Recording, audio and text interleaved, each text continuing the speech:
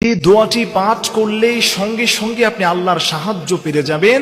যে কোনো বিপদ মুসিবতে ছোট্ট দোয়াটিকে আপনি পাঠ করতে দেরি হবে, আল্লাহ তাআলা তৎক্ষণাৎ আপনাকে সাহায্য করবেন।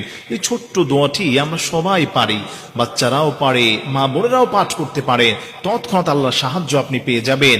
আপনার সন্তানটা বিদেশি বিপদে আছে, চাকরি হচ্ছে না, অনেক বিপদ আপনার দিকে ধেয়ে আসছে, ছোট্ট দোয়াটিকে আপনি তৎক্ষণাৎ 3 বার পাঠ করেন, আল্লাহ তাআলা আপনাকে সাহায্য করবেন। এই ছোট্ট দোয়াটি হলো আগিসনি ইয়া রহমান, আগিসনি ইয়া রহমান, হে রহমান, হে দয়াময় আল্লাহ, আপনি আমাকে সাহায্য করেন। এই ছোট্ট দোয়াটি আপনি পাঠ করবেন। নবী পাক সাল্লাল্লাহু আলাইহি ওয়াসাল্লামের সাহাবী হযরত আনাস রাদিয়াল্লাহু তাআলা আনহু মক্কা থেকে মদিনায় হিজরত করার সময় একজন মুনাফিক মুসলমান তাকে একটা জায়গায় বন্দী করেছিল, তাকে বড় বিপদের মধ্যে রেখে দিয়েছিল। রাসূল পাক সাল্লাল্লাহু আলাইহি ওয়াসাল্লামের খবর নেওয়ার জন্য হযরত আনাস রাদিয়াল্লাহু তাআলা আনহু দেখলেন গুহার মধ্যে চরম অন্ধকার, ওই লোকটা তাকে হামলা করতে আসছে।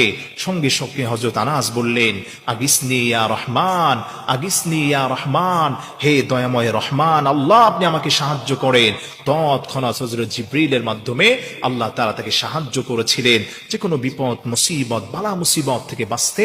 তৎক্ষণাৎ এই দোয়াটি আপনি একবার